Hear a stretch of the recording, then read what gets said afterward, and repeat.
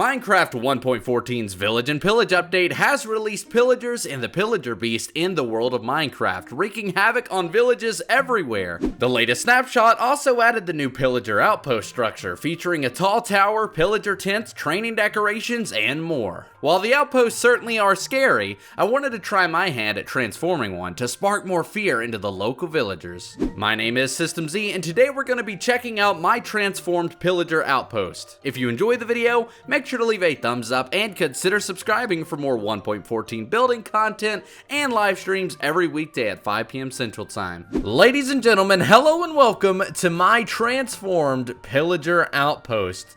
Guys, this build is absolutely terrifying. I love it so much in comparison to the original default structure for the outpost. Now guys, this whole area is completely naturally generated. I was actually really surprised when I logged into this world just to kind of find an outpost just as good as this one. This one is truly remarkable. As you can see, the actual outpost was sitting right on top of a nice cliff looking over this very subtle plateau of trees and smooth land with a couple of tents splashed around the place and a couple of other decorations. We've also got this little small ravine that I think looks so cool, and even underneath the cliff was a nice spacious area, and we've actually got a lot of cool stuff fit into this build, and I'm really excited. But guys, before we explore that, I gotta say a very special thank you to Pearlescent Moon for helping me out with this build and helping me build the actual outpost. And without further ado, let's go ahead and check it out. So the main thing that I wanted to focus on with this transformation is keeping the exact structure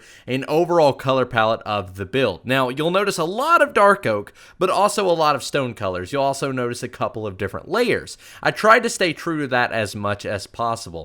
And the first thing I wanted to do starts with the basement. I wanted to go ahead and create this very cool ominous cage for the Pillager Beast, and I think this looks absolutely spectacular. Being able to look through the little gate here and just kind of see his eyes, it's just so ominous and terrifying. Imagine walking through this world and discovering this. You would definitely not want to let this guy out of his cage, because trust me, he's going to cause a lot of problems for you. But as you can see, we've got some lecterns here that make a really cool gate, and I've seen a couple of people use this, so I can't take credit. I think it looks pretty good. There are definitely other ways that you could do it, though. Unfortunately, with this design, you can actually see a little bit of red there. It's not really a great texture from the inside, but from the outside, it looks really cool.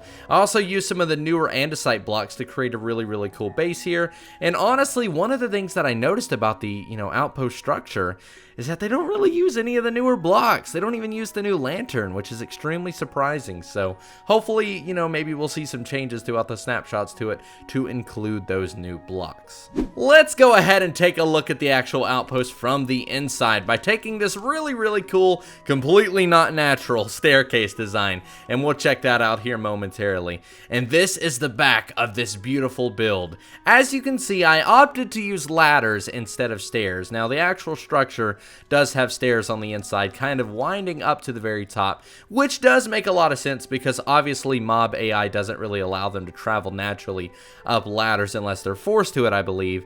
But I just felt like it really fit the build a little bit better to use ladders. I mean, this tower is a little too crammed together for a good staircase, and you already know I had to use barrels all over the place, so expect to see those. But guys, without further ado, let's go ahead and check this out. Leading up to the top, we've got some sign here. As you can see, we've got a cool little, I guess, railing system. I love using signs for that, but that's not really the cool thing. The cool thing is the first floor. As you can see, we've got a very cool armory and defense type area, and this guy is going completely crazy. He's super excited that I'm here. Isn't that right, dude? Oh, yeah, that's right. Look at him nodding. It's because I'm the king around here.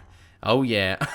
Alright, so as you can see, we've got some cannons here that will shoot arrows, which kind of fits their whole crossbow thing. I really like this theme, and honestly, using trapdoors as the wall was a really cool decision here, because it makes the perfect height for this room.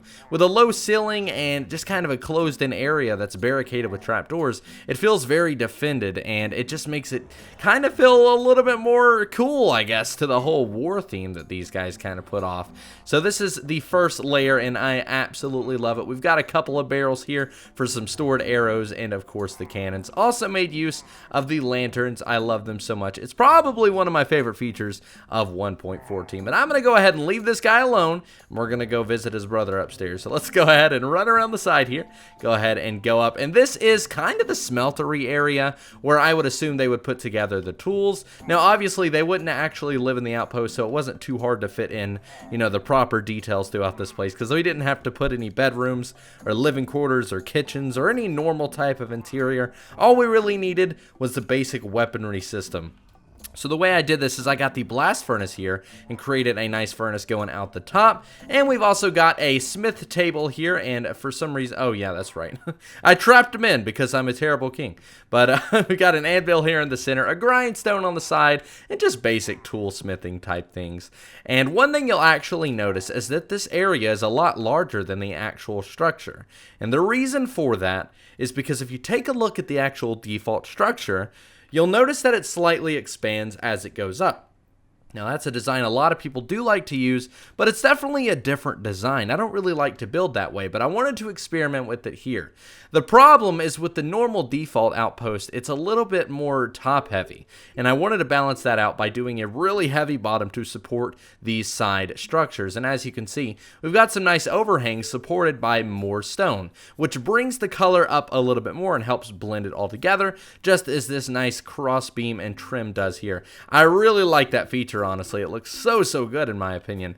Now, what we had to do for the roof is very interesting.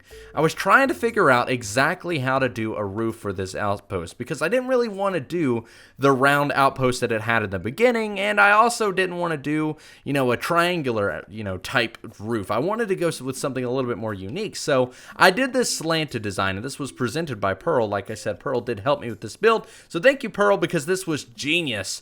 So this is a slanted style roof, and we kind of did that for the sides, and for the top, we've got a larger version here.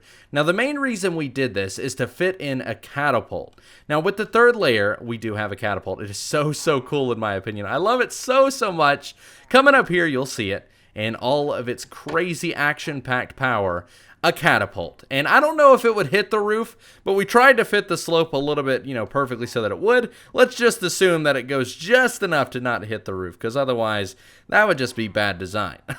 Now, this launches minecarts, but let's just pretend they're cannonballs. This would be the perfect way to defend the outpost from any cannons off in the far distance. Let's go ahead and check out the very top here, where we'll find potentially my favorite part about this entire build, a very majestic flag representing the pillagers with the colors that you'll find on their banners. And you'll notice that I don't really have any banners placed around the place, at least not on the outpost. And that's because I don't feel like they fit really well on any build in Minecraft, and you'll have to forgive me for that. But I at least wanted to add the flag just to get their colors in there. But more importantly, I feel like the pillager is the pirate of the Minecraft world. And of course, pirates are going to have their flags, so I felt like this really fit perfectly. Now, on top of that, pirates are kind of messy. So if the pillagers are the pirate of the Minecraft world, this build is extremely messy, and it's just okay, because of course, if they are the pirate, they would just kind of throw things together. The flag, however, helps bring it all together with a nicely wrapped bow, or should I say a flag on top. It's also a nice point of interest. If you see this from a far distance away, it will encourage you to explore and make your way up to that. So that's a very nice feature, and without it, I don't think this very weird roof would work well at all, honestly. So that's basically it for the outpost. I've got that central structure there, but we've actually got a couple of other things hidden around the place. Whenever you find a structure like this in the actual normal world of Minecraft, the outpost is not going to be alone. You're going to find tents, cages, and training areas as well. You'll usually find little statues that I guess they use for training, but I changed that up a little bit. So let's go ahead and take a general tour of the area. This is the outpost campground, like I like to say. I feel like that makes a little bit more sense instead of it just being an outpost. But on the very bottom in this plateau area, we've got the tents kind of surrounded by this nice little ravine area, and I think it looks really cool. So this is kind of the entry point to the camp, and you'll see the tents are very basic. This is actually very similar to what they look like in the normal game. The normal generation actually does come with this exact style, just with different color fence posts and not as much variation with the textures. I also went ahead and added a couple of details on the inside with the lantern, crafting table, and the bed, as well as some coarse dirt underneath. We've also got kind of a slanted design here. I don't think that looks good at all, so I'm not going to focus on that.